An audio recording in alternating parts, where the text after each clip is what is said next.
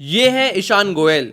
इनके YouTube पर 7 लाख से भी ज्यादा सब्सक्राइबर्स हैं। ये कभी किसी कंट्री में होते हैं, कभी किसी कंट्री में। जैसे पिछले हफ्ते चाइना में थे, उससे पहले बाली में, उससे पहले फिनलैंड में एंड सो ऑन। एक से एक लग्जरी कार में बैठ चुके हैं, एक से एक लग्जरी होटल में रह चुके हैं। इनकी वाइफ पोलैंड से है एंड बहुत ही सुंदर है। एंड इनको देखकर सिर्फ एक ही चीज मन में आती है कि भाई ये बंदा जी रहा है अपनी जिंदगी। पर फिर सेकंड क्वेश्चन ये उठता है कि भाई कैसे, कहां से आ रहे इतने पैसे जो खत्म ही नहीं हो रहे। ये बंदा ऐसा कौन सा बिजनेस कर रहा है कि पिछले 3 साल से वर्ल्ड टूर पर ही है। फिर जब लोगों ने इनसे पूछा कि भाई what do you do for living, तो इनका आंसर ये था, what do I do for a living. तो आई थिंक मोस्टली लोगों ने सही गेस किया था। हमारा बिजनेस है यहाँ पोलैंड में।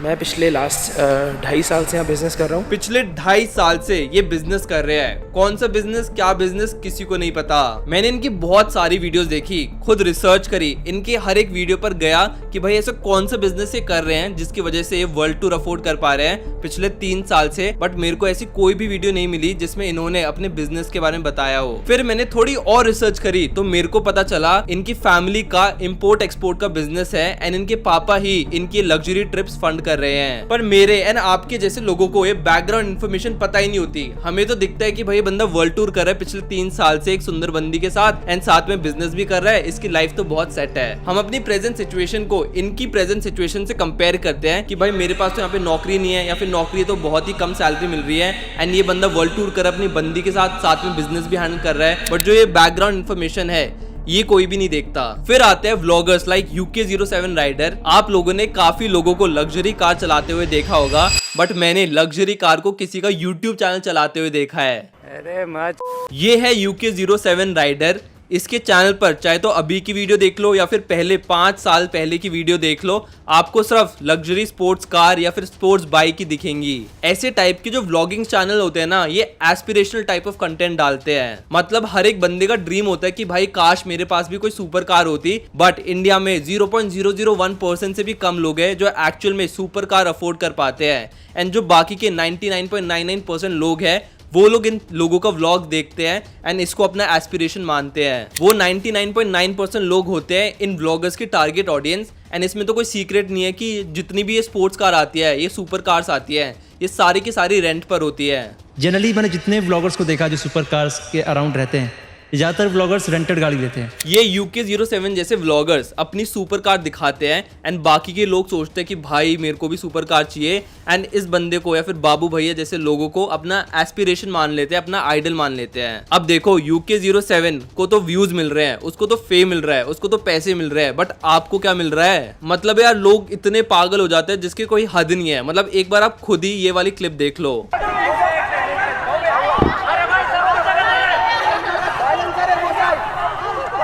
हजारों लोग आ गए UK07 राइडर को मिलने के लिए। क्यों? क्योंकि उसके पास एक स्पोर्ट्स कार है एंड उसने दिखा दिया कि मैं बाकी लोगों से ऊपर हूं एंड बाकी लोग उसको अपना एस्पिरेशन मानते हैं। एंड जब ऐसे व्लॉगर्स को जिनके पास एक्चुअल में देखा जाए तो कोई टैलेंट नहीं है, इतना पैसा, इतना फेम या फिर इतना भाव मिलता है, तो उन लोगों को लगने लग जाता है कि भाई मैं ही सबसे बेस्ट हूँ, मैंने जिंदगी में बहुत कुछ उखाड़ दिया है, मैं इतने सारे लोगों से ऊपर हूँ, ऐसा वो फील करने लग जाते हैं। पर एक्चुअल में देखा जाए तो एक व्लॉगर्स के पास क्या ही स्किल्स होते हैं। एक व्लॉगर बस अपनी प्राइवेसी एंड रेलिवेंस को बेचकर पैसे कमा पा रहा है, वही उसका ट्रेड ऑफ है। मतलब यार मैं एक व्लॉगर से तो लाइफ एडवाइस नहीं ही लूंगा। जरूरी थोड़ी ना है कि अगर उसके बहुत ज्यादा सब्सक्राइबर्स है या फिर वो बहुत पैसे कमा पा रहा है तो वो जो एडवाइस देगा वो भी सही होगी। और ये चीज हमें देखने को भी मिली जब UK07 बिग बॉस के घर में गए, जहां पर ना उनके खुद के लोग थे, ना उनका कैमरा था एंड सब कुछ अनकट था।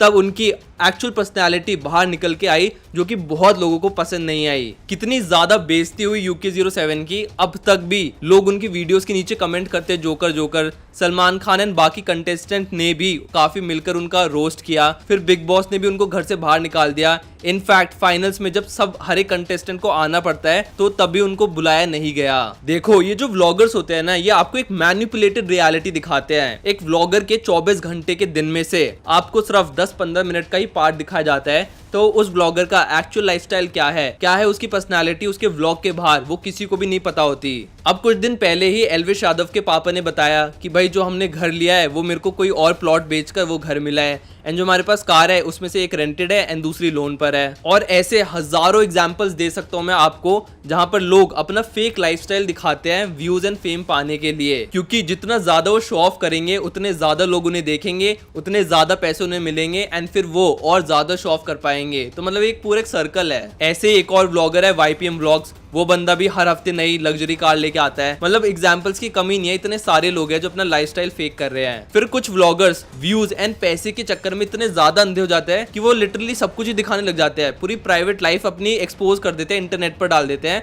जैसे कि एक बंदा है राजा व्लॉग्स। फाइनली शादी हो चुकी है, ये हमारी वाइफ है और अभी 7 फेरा हो रहा है। जब मैं इस वीडियो की रिसर्च कर रहा था तो मैं राजा व्लॉग्स के यूट्यूब चैनल पर आया एंड मैंने देखा कि भाई इसने अपनी शादी के ऊपर 50 से भी ज्यादा व्लॉग्स बना दिए। मतलब इसका पूरा यूट्यूब चैनल इसके व्लॉग्स, इसके शादी के व्लॉग्स से ही चल रहा है। आई एम श्योर जब राजा ने अपना व्लॉगिंग चैनल शुरू किया होगा तो उनको कोई आइडिया भी नहीं होगा कि उनकी ऐसी वीडियोस वायरल हो जाएगी। बट अब जो वायरल हो गई है तो लोग भी एक्सपेक्ट कर रहे हैं कि भाई राजा व्लॉग्स शादी का नया व्लॉग लेके आए एंड उस बंदे को भी व्यूज और पैसे मिल रहे हैं। तो वो इस लूप में फंस गया कि बार बार वो ऐसा कंटेंट बना रहे हैं शादी से रिलेटेड एंड उतना अच्छा उसको रिस्पॉन्स मिल रहा है, फिर वो और ज्यादा बना रहा है। एंड जब आपके मिलियंस ऑफ सब्सक्राइबर्स हो जाते हैं ना, मिलियंस ऑफ फॉलोअर्स हो जाते हैं, फिर आप अपनी मर्जी से व्लॉग्स नहीं डालते बट आप लोगों की मर्जी से डालते हो कि भाई लोगों को क्या देखना है, क्योंकि तभी तो आपका चैनल और ज्यादा बढ़ेगा। एंड अगर आप अपनी मर्जी से व्लॉग्स डालते हो एंड लोगों के अगेंस्ट जाते हो तो कोई देखेगा ही नहीं, फिर आपका चैनल डाउन हो जाएगा और डेड ही हो जाएगा अल्टीमेटली। अब ये बात सुनने में इतनी प्रॉब्लमैटिक नहीं लगती,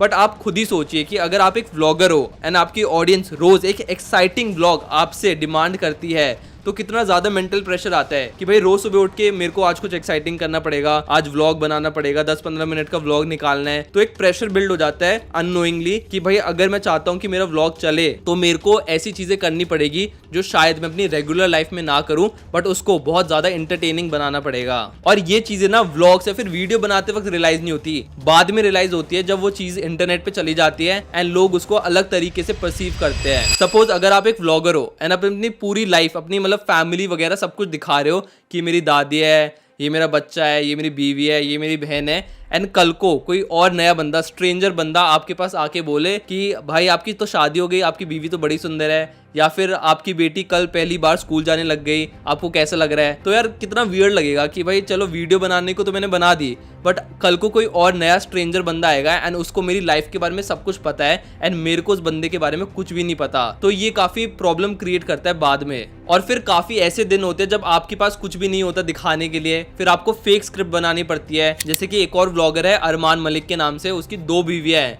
तो पता नहीं क्या ही स्क्रिप्ट बनाते रहते हैं, फेक स्क्रिप्ट बनाते रहते हैं, क्योंकि उनका जो यूजुअल कंटेंट होता है व्लॉगिंग का वो कितना ही अलग कर लेंगे, कितना ही एक्साइटिंग कर लेंगे, बट उसको बोर्डम को खत्म करने के लिए एंड लोग बने रहे उनके साथ, तो वो अजीब अजीब स्क्रिप्ट लिखने शुरू कर दिया उन्होंने। एंड काफी सारे ऐसे व्लॉगर्स हैं, मोटो व्लॉगर्स हैं, जिनकी बहुत सारी वीडियो स्क्रिप्टेड ही होती है। और जितने भी व्लॉगर्स हैं ना, जितने भी टाइप के व्लॉगर्स हैं, उनको कुछ ना कुछ किसी ना किसी चीज से डील करना पड़ता है। जैसे कि जो फूड व्लॉगर्स है वो रोज नया बाहर का खाना खाते हैं, मतलब कभी चांदनी चौक में खा रहे होंगे, कभी किसी रेस्टोरेंट में खा रहे होंगे, तो रोज दिन भर गंद खाते रहते हैं, तो कहीं ना कहीं जाके बाद में जाके उनकी हेल्थ इश्यूज होते हैं। फिर जितने भी फिटनेस इन्फ्लुएंसर है उनको अच्छा दिखना है, उनकी बॉडी अच्छी होनी चाहिए, 6 पैक ऐप होने चाहिए, तो उसके लिए काफ़ी सारे लोग स्टीरॉइड्स लेने शुरू कर देते हैं, उसके अलग हेल्थ पे अलग नुकसान होता है। फिर आते हैं लाइफस्टाइल टाइप ऑफ व्लॉगर्स, उनको अपना सब कुछ ही दिखाना पड़ता है कि आज मैं ये कर रहा हूँ, आज मैं वो कर रहा हूँ, तो उनकी प्राइवेसी खत्म हो जाती है। फिर होते हैं ट्रैवल व्लॉगर्स, उनको भाई ट्रैवल ही करते रहना पड़ता है, क्योंकि लोग उनसे अलग अलग लोकेशन एक्सपेक्ट करते हैं कि भाई ये बंदा वहां पर जाके व्लॉग्स बनाएगा। फिर बहुत सारे ट्रैवल व्लॉगर्स लोन पर अलग अलग ट्रिप्स पर जाते हैं ताकि वो कंटेंट बना पाए। तो जो भी चीजें आपको इंटरनेट पे दिखती है, जरूरी नहीं है कि वो सब कुछ सच हो, पर बहुत सारे लोग, स्पेशली बच्चे, इनकी लाइफस्टाइल को देखकर डिप्रेशन में आ जाते हैं, फोमो होने लग जाता है उन्हें, कि फियर ऑफ मिसिंग आउट, कि ये बंदा मेरी एज पर या फिर 3-4 साल बड़ा जो भी ये सब कुछ कर रहा है एंड मैं यहाँ पे कुछ भी नहीं कर रहा, मेरे पास तो जॉब भी नहीं है। तो एक डिप्रेशन और एक एंग्जाइटी और एक फोमो होने शुरू हो जाता है। एंड वैसे भी यार इन व्लॉग्स में कोई भी अपना डाउन साइड नहीं दिखाता, व्लॉग्स हमेशा आपको खुश करने के लिए होते हैं, कोई भी अपना डाउन साइड या फिर जो भी बुरी चीज़ें होती है वो कुछ भी नहीं बताता। जैसे एल्विश यादव भी जब जेल में गए उसके बारे में उन्होंने कुछ भी ज़्यादा नहीं बताया, एक व्लॉग में बता दिया कि हाँ भाई मैं जेल जा रहा हूँ, दूसरे व्लॉग में बता दिया भाई जेल से वापस आ गया। बट जो भी प्रेशर उनकी फैमिली पर आ रहा है, जो भी मेंटल स्ट्रेस उनमें उनके अंदर है अभी फिलहाल, वो चीज़ वो खुल के एक्सप्रेस नहीं कर रहे, क्योंकि कोई भी ना ऐसे डिप्रेशन टाइप और नेगेटिव व्लॉगिंग टाइप वीडियोस में कोई भी इंटरेस्टेड नहीं होता। सबको व्लॉग्स चाहिए जिसमें कुछ बढ़िया और एक्साइटिंग हो रहा हो एंड सब खुश खुश हो। और ये जो अनरियल एक्सपेक्टेशन लोग रख लेते हैं ना, ये सिर्फ ऑडियंस को परेशान नहीं करती बट क्रिएटर्स को भी करती है। जैसे कि एक इंस्टाग्रामर है दृष्टि के नाम से, तो ये ना मोस्टली अपनी ब्यूटी को लेकर रील्स वगैरह बनाती है, काफी सुंदर है, 8 लाख से ज्यादा फॉलोअर्स हैं इनके इंस्टाग्राम पर। तो यूजुअली वीडियोस में रील्स में नहीं बोलती थी, बट एक रील में इन्होंने बोलना शुरू कर दिया। फिर मतलब इसके नीचे कमेंट्स देख लो कि लोग कैसे कैसे कमेंट्स कर रहे हैं। एक बंदा लिख रहा है भाई योर लुक्स और योर वॉइस, फिर दूसरे बंदे ने कमेंट किया है बस गोरी है बस, फिर तीसरा बंदा कमेंट कर रहा है कि ना बोला करो अब आगे से खुदा का वास्ता। मतलब ऐसे आपको बहुत सारे कमेंट मिल जाएंगे जहां पर लोग इसकी सुंदरता को देखकर उन लोगों ने फॉलो तो कर दिया, बट सपोज कोई बंदा बोलने में अच्छा ना हो, उसकी वॉइस अच्छी ना हो, तो इतने ज्यादा हेट कमेंट्स आ गए। एंड इस बंदे को कितना इनसिक्योर फील हुआ होगा कि भाई लोग सिर्फ लुक्स के लिए मेरे को फॉलो कर रहे थे, मेरी एक्चुअल पर्सनैलिटी एंड मेरी वॉइस के लिए मेरे को लोग इतना बुरा भला लिख रहे हैं। इनफैक्ट जो आगे की रील्स है उसमें इन्होंने बोलना काफी कम कर दिया। ऐसे एक और बंदा है जिसका नाम है लक्ष्य सिंह, उसकी वीडियोस पर भी सेम कमेंट्स आ रहे हैं, ब्रो स्किप्ड वॉइस डे, भाई वॉइस और बॉडी मैच नहीं हो रही। मतलब ऐसे बहुत सारे एग्जांपल मिल जाएंगे जहां पर लोग अनरियल एक्सपेक्टेशन रखना शुरू कर देते हैं उस क्रिएटर से। जस्ट उसके 2-3 वीडियोस देखकर उनको लगता है कि भाई ये बंदा परफेक्ट है, एंड कुछ कमियां निकल जाए, बाय चांस कुछ कमी निकल जाए उस क्रिएटर में, तो भाई उसके पीछे पड़ जाते हैं, नेगेटिव कमेंट्स लिखना शुरू कर देते हैं। एंड जो ये मेंटल ट्रॉमा होता है क्रिएटर का, इतने सारे नेगेटिव कमेंट्स आ रहे हैं, ये बहुत ज्यादा बढ़ जाता है क्रिएटर्स के लिए। And the thing is no one is perfect, सब में कुछ ना कुछ कमी होती है। अगर कोई बंदा पब्लिक फिगर है तो उसकी कमी सबके सामने बहुत जल्द और बहुत सारे लोगों के सामने आ जाती है, तो किसी को भी ऐसे जज नहीं करना चाहिए। और ये जितने भी क्रिएटर्स हैं, स्पेशली व्लॉगर्स हैं, वो एक सुपरफिशियल वर्ल्ड में जीते हैं। मतलब कुछ भी उनके सामने होता है ना, तो उसको हमेशा एक व्लॉग या फिर कैमरा के एंगल से ही देखते हैं कि किसी दोस्त ने कुछ बोला, भाई वापस बोलियो यार, व्लॉग में बोल दे अच्छा लगेगा। तो एक सुपरफिशियल वर्ल्ड में वो जीते हैं, हर चीज वो अपने कैमरा एंगल के थ्रू ही देखते हैं, और इसके कॉन्सिक्वेंसेस बहुत ही बुरे हो सकते हैं। जैसे कि एक फॉरेन का व्लॉगर था लोगन पॉल, वो बंदा फेम और व्यूज के चक्कर में इतना ज्यादा गुम हो गया कि उसने एक डेड बॉडी को वीडियो में रिकॉर्ड करके उसको मजाक उड़ाने लग गया। एंड उस वीडियो में बंदा बोल रहा है कि भाई इस पर तो बहुत ज्यादा व्यूज आ जाएंगे। तो मतलब आप देख रहे हो व्लॉगर्स की मेंटालिटी कैसे हो जाती है कि वो कुछ भी जब भी कुछ करते हैं वो हमेशा व्यूज एंड अपने कैमरा एंगल में कि वीडियोज में अच्छा लगेगा, इस माइंडसेट से ही करते हैं। और एक बार किसी क्रिएटर का डाउनफॉल आ गया ना, किसी चीज में वो फंस गया, तो मतलब पैसे गए, फेम गया, इज्जत गई, सब कुछ गया। जैसे कि अगर एल्विश यादव भी अगर कल को जेल हो जाते हैं उसको इस स्नेक वेनम वाले केस में, तो भाई उसकी सारी ब्रांड डील्स गई, व्लॉग बनाना छूट जाएगा, सारे पैसे गए, लोगों के जितने भी उसके हेटर्स है वो और ज़्यादा बढ़ जाएंगे। ऊपर से जो उसके फॉलोवर्स है वो कुछ टाइम तो सपोर्ट करेंगे, फिर 2-3 महीने बाद सब भूल जाते हैं। तो मतलब सिर्फ एक गलती की वजह से आपका पूरा करियर, इनफैक्ट पूरी लाइफ खत्म हो सकती है। मतलब जो 5-10 साल लग के आपने इतनी बड़ी ऑडियंस बनाई है ना, सिर्फ एक गलती की वजह से सब कुछ खत्म हो सकता है। इसलिए रील और रियलिटी में डिफरेंस पता होना बहुत ही ज्यादा इंपॉर्टेंट है। और बहुत लोग ना इन व्लॉगर्स को या फिर इन इंस्टाग्रामर को उनकी रियल लाइफ देखकर इन्फ्लुएंस हो जाते हैं कि भाई व्लॉगिंग में करना ही क्या है, बस कैमरा उठाओ, बकचोदी करो, मजाक उड़ाओ एंड इसके आपको पैसे मिलेंगे। बट एक्चुअल में देखा जाए तो एक व्लॉगर के पास स्किल्स ही क्या है। मतलब कल को उसका चैनल बंद हो गया तो कौन उसको जॉब देगा? क्या आप एक व्लॉगर को जॉब दोगे? मतलब कोई एक्चुअल स्किल है ही नहीं उनके पास। या उससे भी बेकार है ये इंस्टाग्रामर जैसे अंजलि अरोरा है। मतलब वो सिर्फ बंदी सुंदर है, डांस कर लेती है थोड़ा बहुत, मतलब डांस भी ढंग का नहीं करती, उसके फॉलोअर्स है इसलिए उसका थोड़ा बहुत करियर चल रहा है। बट कल को उसका इंस्टाग्राम बंद हो गया जैसे कि बाकी टिकटॉकर्स का हो गया था, तो बंदे रोड पर आ जाएंगे, कोई स्किल नहीं है, कोई जॉब उनको देगा नहीं।